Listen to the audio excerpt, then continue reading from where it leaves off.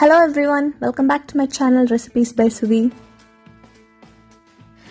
Today's recipe is a kids favorite chocolate milkshake. இந்த recipe எப்படி பண்றதுன்னு வாங்க பார்க்கலாம். ஒரு ஜார்ல காய்ச்சி சில் பண்ணி வச்சிருக்க மில்க் ஒரு கப் ஆட் பண்ணிக்கிறேன். சில்ட் மில்க் இல்லனா நீங்க ஐஸ் கியூப்ஸ் போட்டுக்கலாம். அடுத்து இதுல இனிப்புக்கு சுகர் ஆட் பண்ணிக்கிறேன். பவுடர் சுகர் இருந்தா ஆட் பண்ணிக்கோங்க. இது வந்து ஒரு 2 டேபிள் ஸ்பூன் ஆட் பண்ணிக்கோங்க.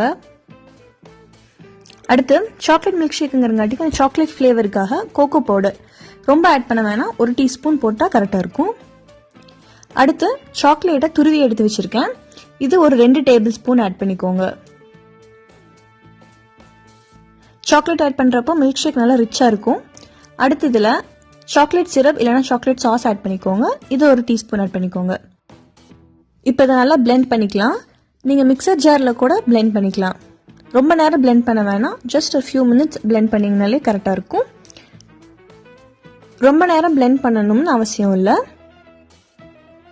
இப்போ நல்லா பிளெண்ட் பண்ணியாச்சு. அடுத்ததில் சாக்லேட் ஐஸ்கிரீம் ஆட் பண்ணிக்கோங்க. இது வந்து பெரிய ஸ்கூப், அதனால நான் 2 ஸ்கூப் ஆட் பண்ணிக்கிறேன். 2 பெரிய ஸ்கூப் ஐஸ்கிரீம் வந்து ஒரு மில்க் ஷேக் கிளாஸ்க்கு கரெக்டாக இருக்கும். அடுத்து இதை நம்ம பிளெண்ட் பண்ணிக்கலாம். நான் ஹேண்ட் பிளெண்டர் வச்சு பிளெண்ட் பண்ணிக்கிறேன். நீங்கள் வேணும்னா மிக்ஸி ஜாரில் போட்டு பிளெண்ட் பண்ணிக்கோங்க. இதுவும் அப்படி தான், ஓவராக பிளெண்ட் பண்ண வேணாம். லைட்டாக உங்களுக்கு ஃப்ராத் வர ஆரம்பிச்சோன்னே நீங்கள் ஸ்டாப் பண்ணிக்கலாம்.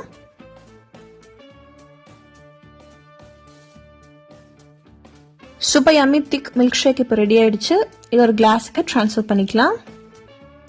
கிளாஸில் மில்க் ஷேக் ஊற்றுறதுக்கு முன்னாடி கொஞ்சம் சாக்லேட் சிரப்பை சைட்ஸில் ஒரு ஸ்பூன் வச்சு இல்லைனா நீங்கள் டைரெக்டாக அப்படியே கொஞ்சம் டிசைன் மாதிரி அப்படியே கொஞ்சம் அப்ளை பண்ணி விட்டுருங்க. இது ஒரு 10லேருந்து 15 நிமிஷம் நீங்கள் ஃப்ரிட்ஜில் வச்சு எடுத்துருங்க.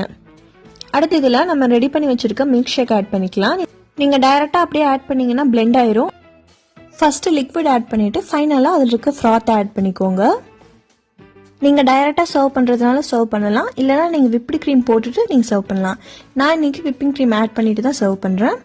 விப்பிங் க்ரீம் நல்லா சுகர் போட்டு பீட் பண்ணி வச்சுருக்கேன். அதை வந்து நல்லா பைப் பண்ணிக்கிறேன்.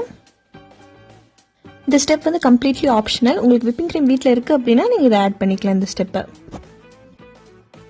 மேலே நீங்கள் சாக்லேட் ஐஸ்கிரீம் இல்லை வெனிலா ஐஸ்கிரீம் வச்சு கூட நீங்கள் சர்வ் பண்ணிக்கலாம்.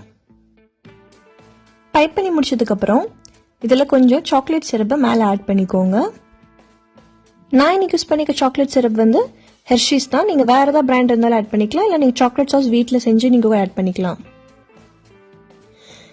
இப்போ சாக்லேட் சாஸ் ஆட் பண்ணியாச்சு. கொஞ்சம் கிளாஸையும் நான் டெக்கரேட் பண்ணிக்கிறேன், பார்க்கறதுக்கு ரொம்ப அழகாக இருக்கும். இந்த ரெசிபி கண்டிப்பாக கிட்ஸுக்கு ரொம்ப பிடிக்கும். கண்டிப்பாக செஞ்சு பார்த்துட்டு எப்படி இருக்குன்னு கமெண்ட்ஸில் சொல்லுங்கள்.